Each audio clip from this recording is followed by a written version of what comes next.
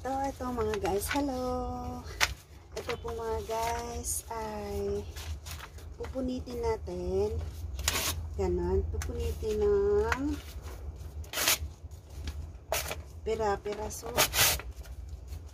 Ating pong gagawing pagkain ng ating alagang uod. Anong Tagalog ng earthworm mga kababayan? Hindi ko sigurado. Earthworm. Kasi po, ang alaga po namin earthworm. Papakita ko po sa inyo. After this, ito po yung pagkain nila. Nung una namin inalagaan yan, pinapakain pa namin siya ng mga balat na mga prutas.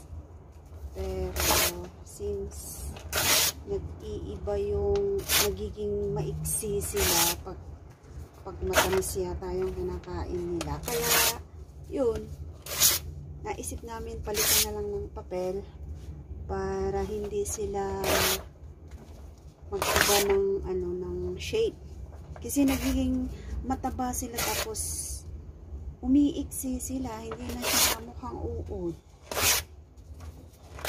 Guys, ito ipapakita ko to sa inyo after this. Pupunitin lang natin to, tsaka natin ibibigay sa bahay nila. Wait lang po.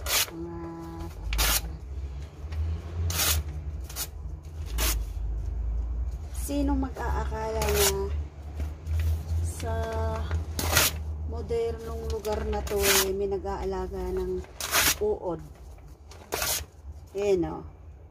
Ayan siya, nakabox.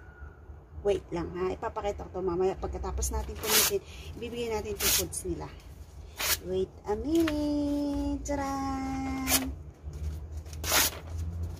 Hopefully, nakain na nila yung binigay natin last 2 months ago. Kasi every 2 months namin pinapakain. Hindi na namin siya dinidiligan, binibigyan ng tubig kasi nagmo-moist naman siya sa loob eh. Alam nyo kung bakit kami nag-alaga ng earthworm? Kasi dito kasi sa Hong Kong hindi ka makakabili ng lupa, yung magandang lupa na pagtataniman ng halaman. Kaya yun, naisip ng alaga ko na bumili ng earthworm through online selling. Online seller, yung mga galing ng China. Kaya, pero ang hirap namin pinarami ha. Order namin sa China. Tapos, syempre, ilang araw siya na nakabalot. Pagdating na dito, patay na silang lahat. Mabaho na. So, yung twice namin pag-order, patay silang lahat. Tapos, nag-order ulit ng pangatlo, yung alaga ko, may isang buhay. So, yun na lang yung inalagaan namin. Tapos, dumami naman siya. Hanggang ito, ilang box na siya. Kasi, yung kailangan namin ng fertilizer ba sa tanim namin. Sinerch ng alaga ko, maganda raw yung earthworm, yung tae nila. So, ito. Guys, punit-punit na yung foods ng earthworm. Try natin. Ito siya. Wait. At tatanggalin pa natin yung nasa ibabaw. Kita ba? Nakikita ba? Sandali. Ito siya ngayon. Ito yung box niya. Ito siya. Wait lang. Ouch! Sorry. Wait. Wait a minute. Yan siya para makita. Yan. Okay. Hindi naman makita eh. Sandali lang po. Wait. Yan na po. Ibinigay na natin yung papel. Ayun. Nasa ilalim na ho yung papel. Ayun. Tapos, winisikan na ho natin ng tubig. Kasi, kailangan din nila ng mamasa-masa. Kaya yun, pararamihin natin sila dyan. And then after 2 to 3 months, mapupuno yan ng tae nila. So yun yung iha-harvest natin. Tapos i-fertilize natin. Siya yung magiging fertilizer ko dyan sa orchids ko. Dyan sa lemon ko. Lemon tree ito. Lemon tree. Tapos may ano din ako dyan. Ito siya. May dragon fruit din ako. Tapos ayan. May oregano. Tapos may ayan ako, may kamote tops. Ngayon yung pagka may tae siya, siya yung nagiging fertilizer ng aming tanim. So eto siya, oh, nagtatago sila. Ito siya. Ayan, ayan siya, oh. Ayan, oh.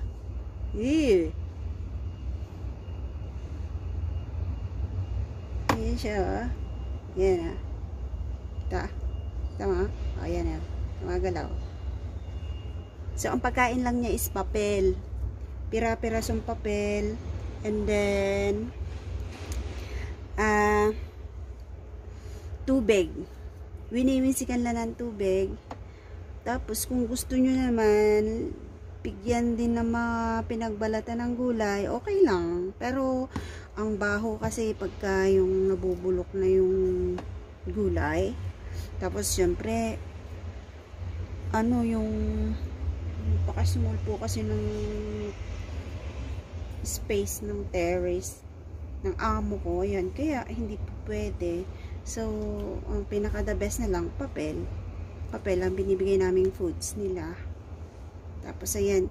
After, ano naman, 2 buwan na ho, makakain na mawawala na yung papel, magiging solid na soil na ho siya. Yung parang, yun na yung pinakatain nila. Tapos, yun na yun. Naging soil na yung papel. So, yun na yung fertilizer. Kaya yan, no. Kasi dito sa Hong Kong, ang hirap bumili ng tunay na, hindi tunay, yung magandang lupa na gagamitin mo sa pagtatanim. Kaya yun, ito yung remedyo ng alaga ko. So, this is it. Pero ito, gusto nyo pang makita. Ito siya, oh. Ang dami niyang mga anak dito. Ang dami ng mga uod. Tinatransfer na ho na kasi namin dito para bahala na silang mag-lay ng eggs dito. Sa, ano, ayun, oh. Tumatakbo na yata. Ang galing nilang tumakbo, eh. Sandali. Ayun, oh. Ayun, oh. Yun. Eh.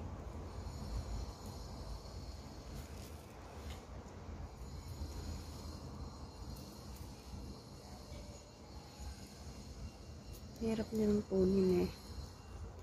So, ito. Pabayaan kasi hindi siya nadiligan kaya medyo nagtampo. Hindi na sila nag-itlog ng marami. Ayan, oh, yung itlog niya, oh. Pula. Ay! Pula. Ayan, oh. Pula ang itlog. Tapos, yan, pag ano na, magpipisa na yan, marami. So, this is it. Hope you enjoy. Thanks for watching. And ito po pala, oh, meron pang, ano ta? Luya. Ayan. Ayan pa, ang luya, isang nakikinabang sa tae ng aming earthworm. Ayan, oh, ang lago niya nga, eh, oh, yan. Oh, higit 1 taon na ho ito. Kaya malago siya. Nga natin kung may earthworm siya. I-search around nga natin camera. Mukhang nasa loob siguro. Hindi siya ano. Ayan. Yan ang mga rason kung bakit kami nag-aalaga ng uod, luya, dragon fruit, Tsaka mga mint leaves. O yung orchage. May 3 kasi kaming klaseng orchage. Ito. Tsaka ito. Puti ang bulaklak na ito. Ito naman si butterfly. Caterpillar pala. Caterpillar yata. Ewan ko. Tapos may isa ako. Cactus. Yan. Pinaparami ko pa yan. Salamat sa tain ng uod. Mapaparami ko yung mga halaman ko. Kahit kakapiranggot lang yung space namin. Yan o. Yan. Yan ang bahay ng aming uod. After 2 months pa yan, magiging plain soil na yung papel na yan. I-update ko kayo sa next video ko kung paano na-produce na tae yung papel. Syempre, kinain ng uod, kaya nagiging lupa. See you in my next video. Thanks for watching. Bye-bye.